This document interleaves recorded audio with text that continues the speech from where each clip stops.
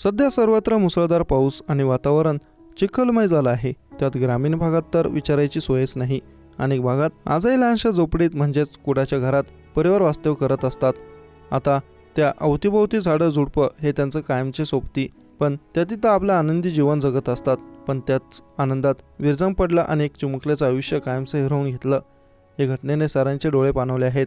बुलढाणा जिल्ह्यातील सिंदखेडा राजा तालुक्यातील डोरवी येथील इयत्ता 3ऱ्या वर्गात शिकणाऱ्या शाळकरी मुलाचं सर्पदंशाने दुर्दैवी निधन झाल्याची घटना घडली.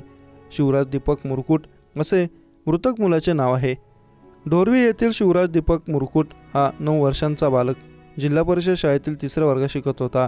दरम्यान काल 12 ऑगस्ट रोजी त्याला थोडासा ताप आल्याने शाळेत न जाता तो घरीच थांबला होता. सकाळी घरासमोरील अंगणात खेळत असताना अचानक सापाने त्याच्या पायाला दंश केला.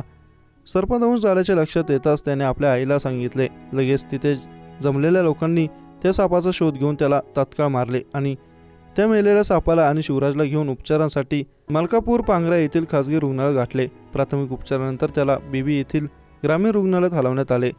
मात्र तिथे प्रतिसाद मिळत नसल्याने त्याला पुढील उपचारासाठी जालना येथे नेले असता शिवराजची प्राणज्योत मालवली.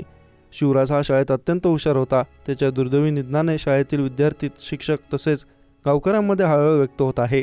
जर चिमुकल्याची तब्येत ठणठणीत असती आणि तो शाळेत गेला असता आणि ती वेळ टाळली असती का, असा प्रश्न आता सर्वांना पडला आहे.